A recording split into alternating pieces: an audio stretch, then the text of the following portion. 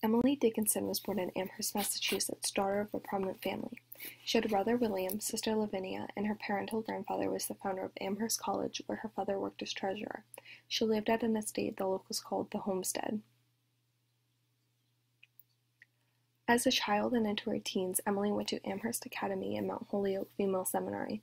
Although a good student, she often missed long periods of school due to depression. She left school earlier than planned. Although the cause is still unknown, it is probably due to her emotional state. In her late teens, she was inspired by the works of William Wordsworth, Shakespeare, and Transcendentalists to begin writing. Over her lifetime, Dickinson composed almost 2,000 poems. Dickinson slowly changed her lifestyle when her mother became very ill in the mid-1850s. It became her responsibility to care for her until her death in 1882. Now tied to the house, she ventured outside of her home less and less, and then not at all.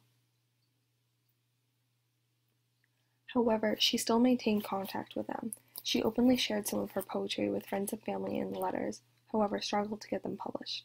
Only a handful were printed in newspapers, and even then they were altered by the editor. She tried elsewhere to get published and was denied. Finally, Dickinson gave up. One of the most recurring themes in her work is death. In her adult life, she had to deal with the deaths of her mother, father, family dog, close friend Otis Philip Lord, favorite nephew, and more. They all happened around the same time, furthering her depression. Emily died at age 56 on May 15, 1886, from a kidney disease. It wasn't until her sister Lavinia found almost 2,000 poems in her room that she was published 4 years after her death. Now, what was her poetry like? Emily usually opted for trimeter, tetrameter, and sometimes dimeter. These meters are syllable patterns used in poetry. An example of one of her poems that utilizes trimeter in the line, "Hope is a thing with feathers." A recurring idea in Emily's poetry was God and spirituality. In the poem, The Soul's Superior Instances, Emily describes an experience about her attempt to grasp God and how difficult this is. She writes how little men and women will never know about God. Superior Instances refers to her managing to feel it for a moment.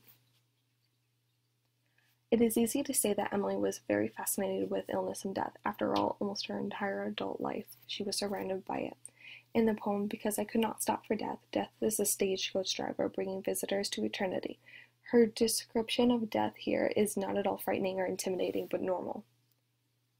When she was alive, Emily was more well known for her gardening rather than poetry.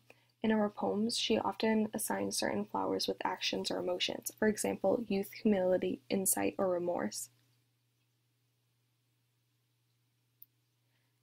Emily Dickinson left an immeasurable impact on American literature. Her poetry is taught from middle school to college and is now among the top 26 Western writers of all time. She is placed alongside Walt Whitman, Robert Frost, and Hart Crane.